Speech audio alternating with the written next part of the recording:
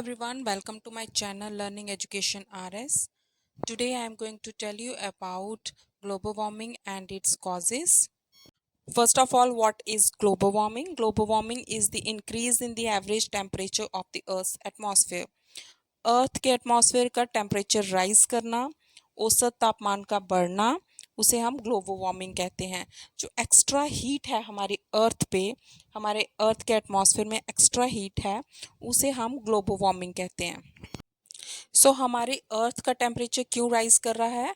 It is caused by the rise of carbon dioxide level in the atmosphere और other green house gases.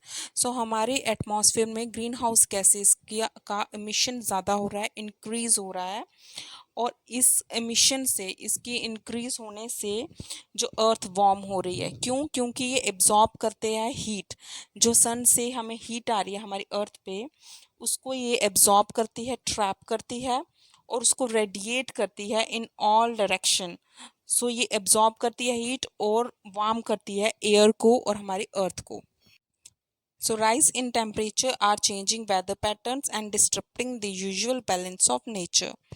Global warming की वजह से temperature rise हो रहा है, ग्लोबल वार्मिंग हो रही है, वेदर पैटर्न चेंज हो रहा है, क्लाइमेट चेंज हो रहा है, और ये यूजुअल बैलेंस जो है नेचर का, उसको डिस्टर्ब कर रहा है। It causes many risks to human being and all forms of life on earth. Now causes of global warming.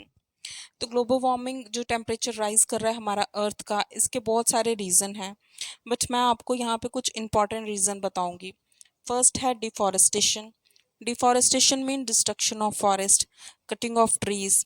तो हम जो कटिंग कर रहे हैं ट्रीज़ की, डिस्ट्रक्शन कर रहे हैं फॉरेस्ट की, वो हम क्यों कर रहे हैं? In order to obtain wood, space, for land, for industrialisation, for agriculture. तो हम इसकी कटिंग कर रहे हैं, बट इसकी कटिंग करने से क्या हो रहा है? ये रिलीज हो रही है कार्बन डाइऑक्साइड एनवायरनमेंट में। जब कार्बन डाइऑक्साइड क्योंकि स्टोर करके रखते हैं प्लांट्स, फॉरेस्ट, तो जितना हम कटिंग करेंगे उतनी ज़्यादा कार्बन डाइऑक्साइड का एमिशन होगा एटमॉस्फेयर में, जो ग्रीन हाउस गैसेस का एमिशन होगा इससे। तो इससे क्या होगा? टेम्परेचर ऑब्वियसली राइज करेगा। जब टेम्परेचर ज़्यादा राइज करेगा तो ग्लोबल वार्मिंग पे इफेक्ट करेगा, तो it leads to global warming. Next is industrial emission. Most of the factories, जैसे मैन्युफैक्चरिंग फैक्ट्रीज होती हैं, वो रिलीज़ करती हैं कार्बन डाइऑक्साइड, स्मोक। क्यों? क्योंकि वो बर्न करती हैं, फॉसिल फ्यूल की बर्निंग करती हैं for making things like cement, iron, steel, plastics. तो बहुत सारी चीज़ें बनाने के लिए वो फॉसिल फ्यूल की बर्निंग करते हैं। तो ये एक लार्जर कंट्रीब्यूटर है to greenhouse emission that lead to cause global warming. Next is burning of fossil fuel. Fossil fuel, coal, oil, gas, ये लार्जर कंट्रीब्यूटर हैं फॉर ग्लोबल वार्मिंग, क्योंकि 90% रिलीज करते हैं carbon dioxide. For generating electricity, heat के लिए हम burn करते हैं फॉसिल फ्यूल, जिससे लार्ज चंक में ग्लोबल एमिशन होता है। Most of the electricity still generated by burning coal, oil और गैस, जो प्रोड्यूस करती है carbon dioxide and nitrous oxide, जो ग्रीन हाउसेस गैसेस हैं, और वो ट्रैप करती हैं हीट और वार्म करती हैं, टेम्परेचर राइज करती हैं अर्थ का। Next is transportation. Most of the transportation, cars, trucks, ships run on fossil fuel.